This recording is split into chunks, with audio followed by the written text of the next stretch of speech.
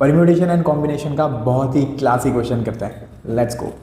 Question कह रहा है कि if a polygon has 44 diagonals then number of sides क्या होंगे।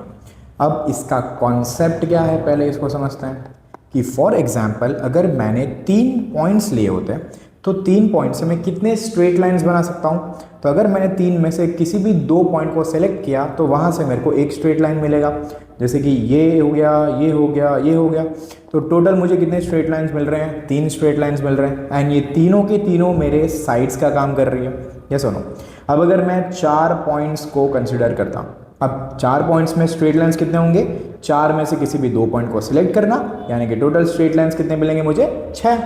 ठीक है, तो स्ट्रेट लाइंस 1 2 3 4 5 एंड 6। अब ये चीज़ ऑब्जर्व करने की है, तो इसमें जो है वो 4 साइड्स का काम कर रहे हैं और 2 डायगोनल्स का काम कर रहे हैं। यस और नो। ठीक है, अब अगर उसी तरीके से मैं 5 पॉइंट लेता, ठीक है, तो 5 में से किसी भी 2 पॉइंट को सिलेक्ट किया तो मुझे नंबर ऑफ स्ट्रेट लाइंस मिल रहे होंगे 10। अब इसमें 1 2 3 4 5 ये मेरी नंबर ऑफ साइड्स हो गई। 1 2 3 4 5 ये क्या हो गया? मेरा नंबर ऑफ डायगोनल्स हो गया। तो टोटल 5 साइड्स बन गए प्लस 5 डायगोनल्स बन गए। ठीक है, अब एक प्यारी चीज़ आपने क्या ऑब्जर्व की यहाँ पे कि अगर 3 पॉइंट है तो टोटल साइड्स कितनी हैं? 3 हैं। अगर 4 पॉइंट्स हैं तो टोटल साइड्स कितने हैं? 4 हैं। अगर 5 पॉइंट्स हैं तो टोटल साइड्स कितने हैं? 5 हैं। अगर मेरे पास n पॉइंट्स होता तो टोटल स्ट्रेट लाइंस कितने बनते हैं? n में से किसी भी 2 पॉइंट को मैं सिलेक्ट करता उतने मेरे स्ट्रेट लाइंस बनते हैं। तो NC2 स्ट्रेट लाइंस में n जो है वो मेरे साइड्स का काम कर रही है, rest of the straight lines जो होंगी वो डायगोनल्स का काम करेंगी। यस और नो। ठीक है, तो अगर मुझे डायगोनल्स में इंटरेस्ट है तो डायगोनल्स क्या हो जाएगा? NC2 minus n। ठीक, तो इसको ओपन करते हैं तो n minus 1 upon 2 into 1 minus n। तो यहां से निकल के आ रहा है n square minus n upon 2 minus n।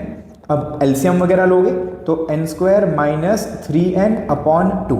तो ये तुम्हारे क्या आ गए? नंबर ऑफ डायगोनल्स आ गए।